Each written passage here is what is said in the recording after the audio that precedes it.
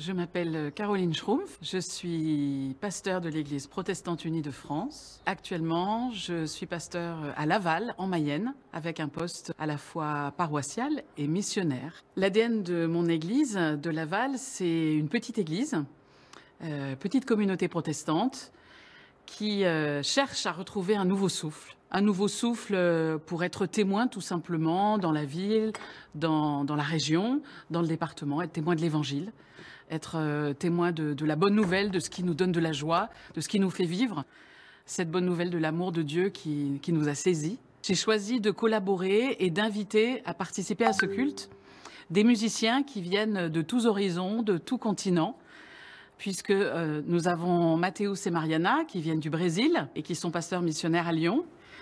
Et puis nous avons Élisée, qui est d'origine malgache, ainsi que Dimbi. Christa est d'origine allemande. Mathieu est originaire du Bénin. Pour moi, c'était important d'avoir aussi une équipe de musiciens qui reflète ce qu'est pour moi l'Église aussi, dans sa diversité, dans sa variété et dans sa richesse en particulier dans la musique et dans la louange. Aujourd'hui, j'ai choisi de parler d'un passage de l'Évangile qui se trouve dans l'Évangile de Luc, qui s'intitule la guérison de la femme courbée. Pour moi, c'est un texte très fort. C'est une histoire de femme d'abord, donc ça, je trouve que c'est intéressant. Et puis, c'est aussi une histoire où Jésus vient, comme souvent, déranger les choses et puis redonner de la dignité à cette femme. Jésus lui redonne sa dignité en la redressant alors qu'elle était courbée depuis des années et des années. Pour moi, c'est un texte fort parce qu'il me semble qu'aujourd'hui, on peut vivre courbé et je pense que beaucoup d'entre nous vivent courbés. Donc pour moi, c'est un texte qui est particulièrement fort, qui est particulièrement percutant, qui est particulièrement touchant parce qu'il nous rejoint vraiment au tréfonds de nous-mêmes, si je puis dire.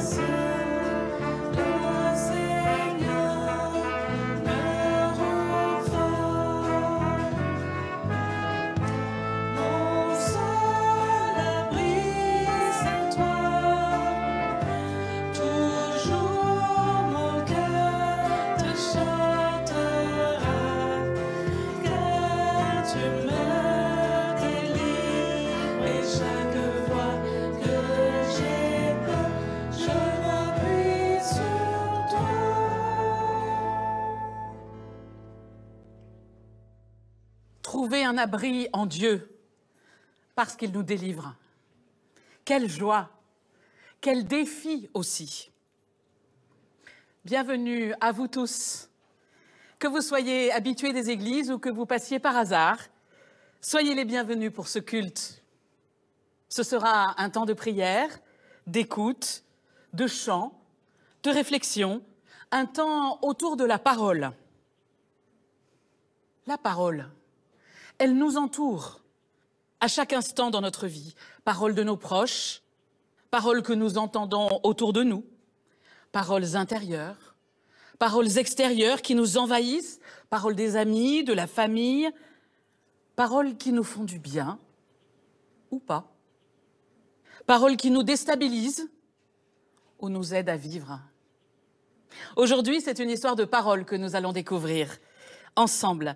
Une histoire qui nous plonge dans la Bible, dans l'Évangile de Luc, l'histoire d'une rencontre, l'histoire d'une femme. C'est une histoire singulière, mais qui pourrait peut-être devenir notre histoire. Je n'en dis pas plus pour le moment. Avant d'aller plus loin, j'aime me souvenir de cette parole de la Bible qui dit que Dieu habite dans la louange de son peuple. Ce peuple, c'est vous, c'est moi, c'est nous tous ici sur ce plateau, et aussi tous ceux, où qu'ils soient, qui cherchent Dieu, qui se tournent vers lui. Alors, accueillons-le tout simplement au milieu de nous, dans la reconnaissance.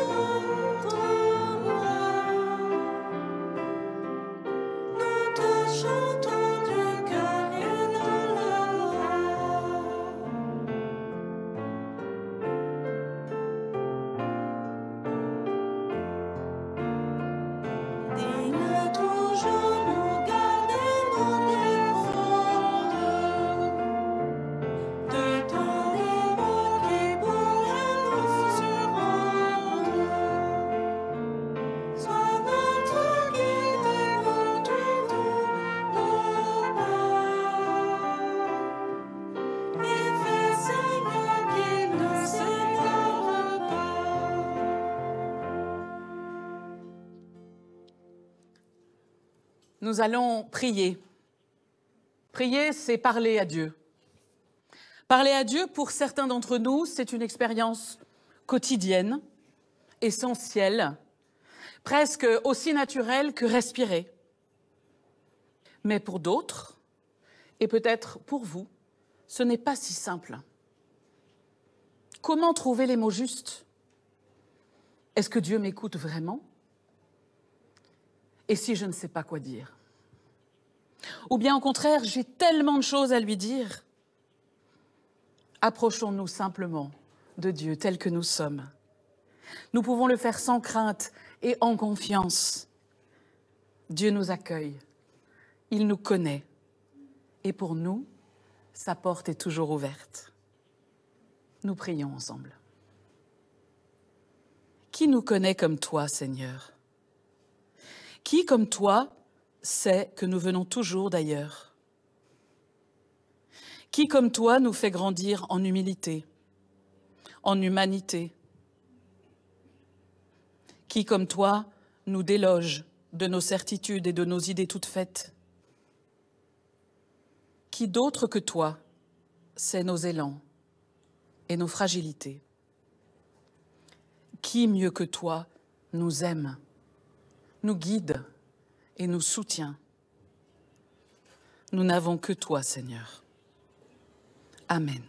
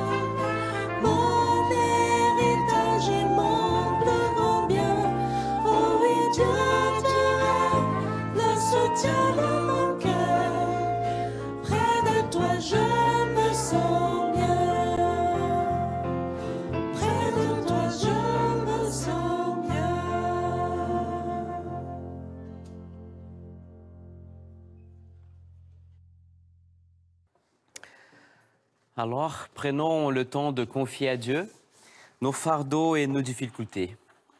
Prions.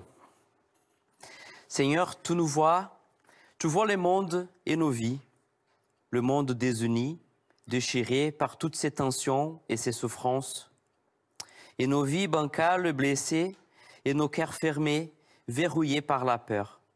J'ai peur de l'autre qui marche à côté de moi dans la rue. Va-t-il m'agresser? Me demander quelque chose? J'ai peur de l'avenir incertain. Vais-je rencontrer le bonheur ou le malheur? J'ai peur de mal faire et parfois j'ai peur d'être moi-même. Dans mes hésitations, Seigneur, soutiens-moi dans mes obscurités, éclaire-moi. Dans mes erreurs, pardonne-moi. Amen. Dans la Bible, nous lisons « Si notre cœur nous accuse, nous le savons, Dieu est plus grand que notre cœur, et il connaît tout. Bien-aimés, si notre cœur ne nous accuse pas, nous sommes pleins de confiance devant Dieu, et nous recevons de lui ce que nous demandons. En Jésus-Christ, Dieu nous pardonne. Il nous délivre de tout ce qui nous accuse. Quand Dieu vient en nous, toute peur est abolie. La confiance règne. Son pardon devient notre force. Il apaise nos inquiétudes et sa présence fait renaître notre espérance. Nous sommes pardonnés.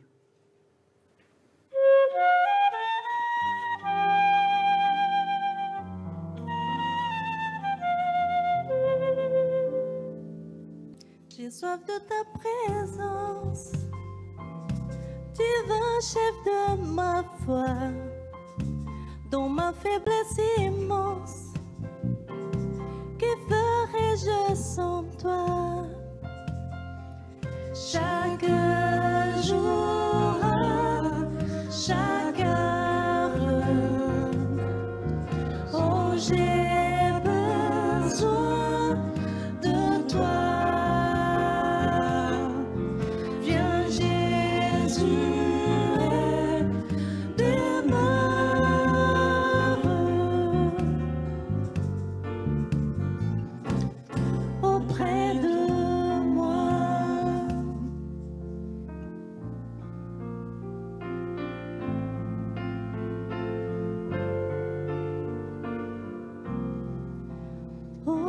Jésus, ta présence, c'est la vie et la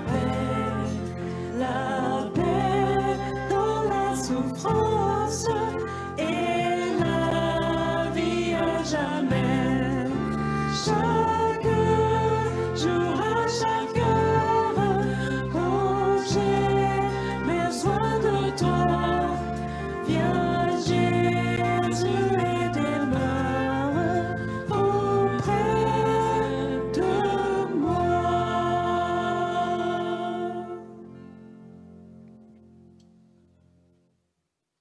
Dans la Bible, il y a plusieurs manières de parler de l'action de Dieu dans un être humain.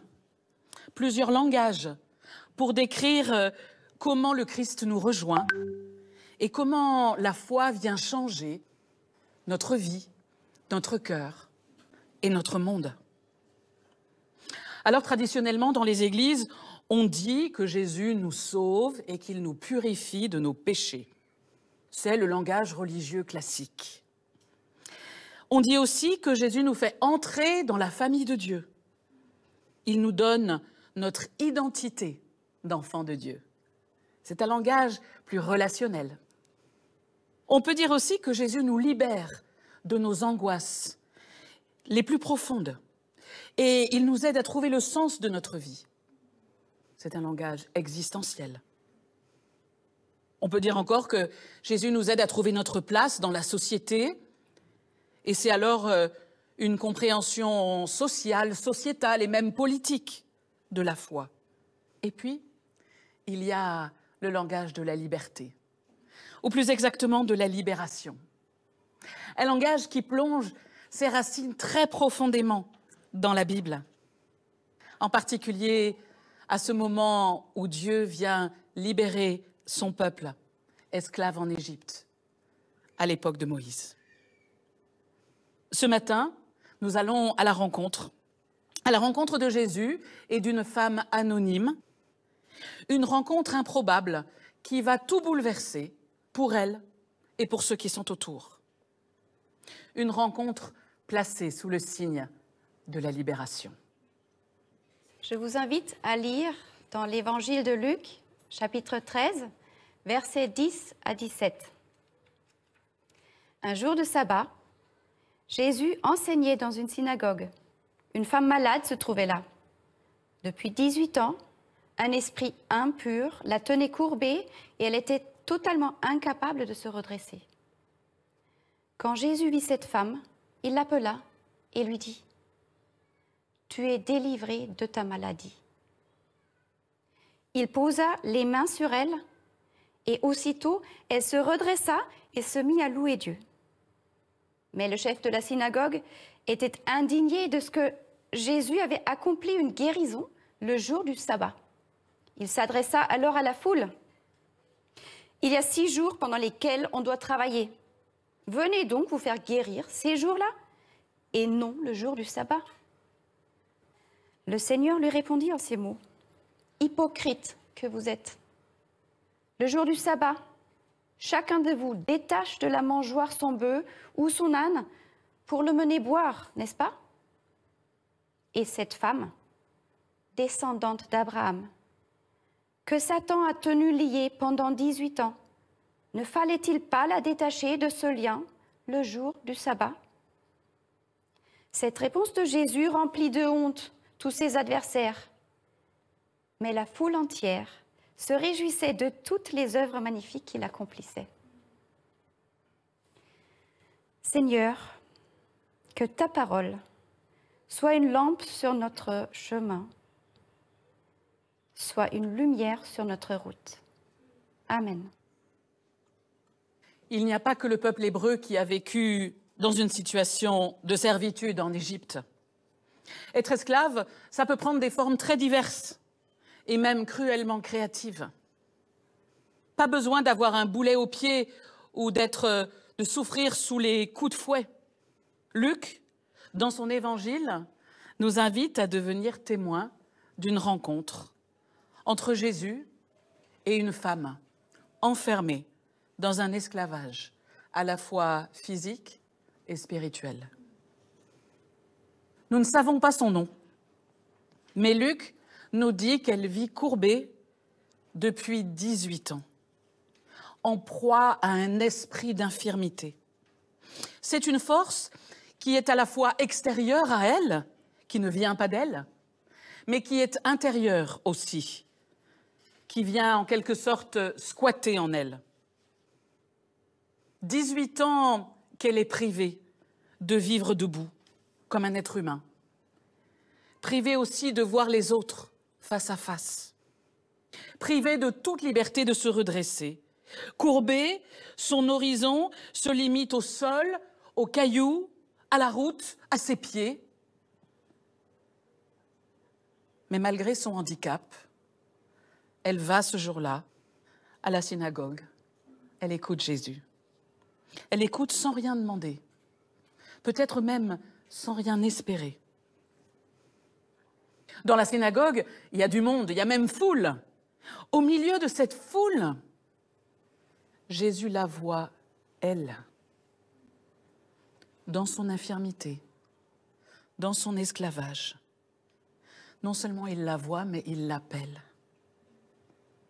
Rien n'est dit de plus, mais je crois que Jésus s'avance vers elle, au milieu de la foule qui s'ouvre pour le laisser passer, un peu comme la mer qui s'est ouverte jadis pour laisser passer le peuple hébreu et Moïse. Jésus ne dit pas à la femme « tu es guérie » ou « ta foi t'a sauvée » comme il le fait souvent dans les évangiles. Jésus lui dit « tu es délivrée ». Délivrée de ces liens qui te tiennent. En un instant, en une parole et un geste, Jésus lui redonne sa liberté. Jésus la bénit et la restaure dans sa dignité. Elle n'est plus courbée, elle n'est plus infirme, elle n'est plus captive, elle est debout. Ce que Luc nous dit, c'est que lorsque Jésus parle, sa parole agit. Elle apporte la vie et la libération à ceux qui sont asservis. Jésus accomplit une parole du psaume 146 qui dit « Le Seigneur redresse ceux qui sont courbés ». Et voilà, ça a des conséquences, ça va bouger. Première conséquence, La femme se met à louer Dieu, à chanter, et moi j'imagine aussi qu'elle se met à danser. Devant tous, elle est désormais une femme libre. Elle peut regarder les autres. Elle peut lever les yeux vers le ciel. La bénédiction de Dieu a fait son chemin en elle. La gloire de Dieu, c'est l'humain debout et vivant, disait Irénée de Lyon au IIe siècle de notre ère. Deuxième conséquence, le chef de la synagogue est absolument furieux. Le sabbat est réservé à Dieu. Comment Jésus ose-t-il guérir et donc travailler ce jour-là? Il a cette parole incroyable, « Venez donc vous faire guérir les autres jours, mais pas le jour du sabbat. » Jésus révèle tous les esclavages. Ceux qui se croient libres ne le sont peut-être pas tant que ça.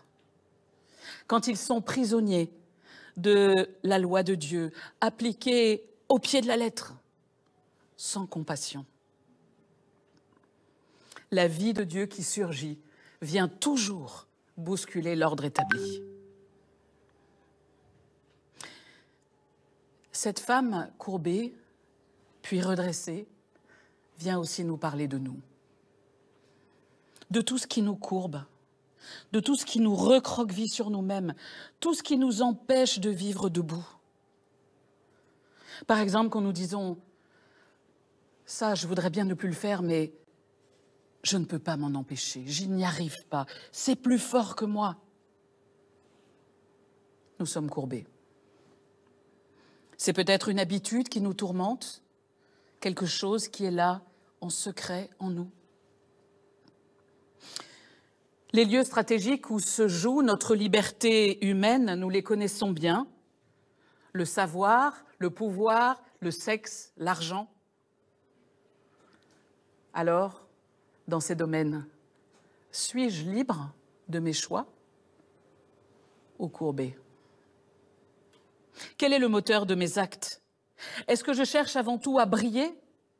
Est-ce que je cherche la satisfaction de mon désir? Est-ce que je cherche à contrôler les autres pour parvenir à mes fins? Est-ce que je cherche à posséder toujours plus? Notre servitude peut être aussi plus subtile, mais tout aussi courbante. Notre passé, notre histoire, nos blessures intérieures, des paroles qui ont pu être prononcées sur nous. Toi, tu es trop ceci, ou pas assez cela, ou de toute façon, tu n'y arriveras jamais. Tu es nul. Ou bien, plus tard, tu seras cela. Tous ces mots, toutes ces paroles viennent laisser une trace profonde en nous. Si je suis nul, alors c'est normal que je ne réussisse pas mes études, ou ma vie professionnelle, ou mon couple. Donc ce n'est même pas la peine d'essayer. Je suis courbée. C'est peut-être invisible, mais je suis courbée.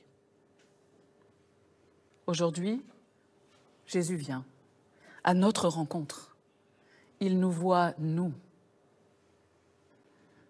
Il s'approche et il veut poser un geste de tendresse sur nous, dire cette parole qui vient délier tout ce qui nous tient courbés, pour que nous puissions nous aussi nous redresser et regarder à nouveau les autres autour de nous, face à face. Laissons-le nous rencontrer. Pour terminer, je partage avec vous ces quelques mots poétiques de Simone Bartels, qui commente cette même histoire. Elle écrit « Quand elle sort de la synagogue, les gens peinent à la reconnaître. Elle est si grande tout à coup. Et pour la première fois, ils voient son visage face à face. Elle est belle, le sourire aux lèvres, tout étonné encore de ce qui vient de lui arriver. Amen.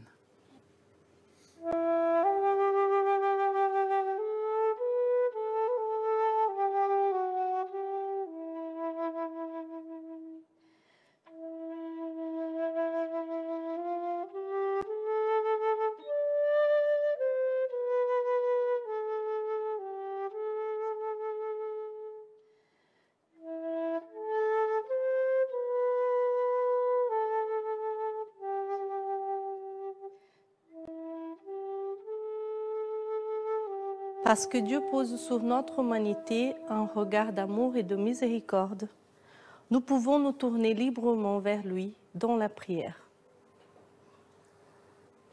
Seigneur notre Dieu, nous te confions nos vies et le monde. Nous te confions ceux qui te cherchent, particulièrement les jeunes qui s'inquiètent pour leur avenir. Qu'ils soient guidés et fortifiés. Nous te prions pour ceux qui se sentent délaissés, qu'ils découvrent combien tu les aimes. Nous te prions pour tous ceux qui vivent courbés, repliés sur leur malheur, qu'ils soient libérés par ta parole puissante et bienfaisante. Nous te confions ceux qui sont dans la souffrance et l'épreuve, les humiliés, les méprisés, les invisibles, les rejetés et les exilés, qu'ils trouvent sur leur chemin un sourire, une parole, un geste d'amour et qu'ils soient encouragés. Nous nous confions, nous aussi, à toi. Et ensemble, nous disons, Notre Père, qui es aux cieux, que ton nom soit sanctifié, que ton règne vienne, que ta volonté soit faite sur la terre comme au ciel.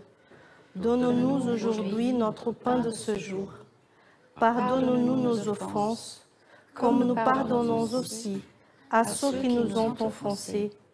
Mais ne nous laisse pas entrer en tentation, mais délivre-nous du mal. Car c'est à toi qu'appartiennent le règne, la puissance et la gloire pour le siècle des siècles. Amen. C'est une parole de bénédiction que Dieu vient prononcer maintenant sur chacune de nos vies. Laisse couler en toi la source et tu sauras combien tu avais soif. Laisse passer en toi la vie et tu sauras combien tu étais mort. Laisse respirer en toi la parole et tu sauras combien tu étais lié. Laisse-toi trouver par celui qui est le visage de notre véritable humanité. Que Dieu Père, Fils et Saint-Esprit vous bénissent et vous gardent. Qu'il vous accompagne sur tous vos chemins. Qu'il vous fortifie de sa parole et de sa présence. Amen.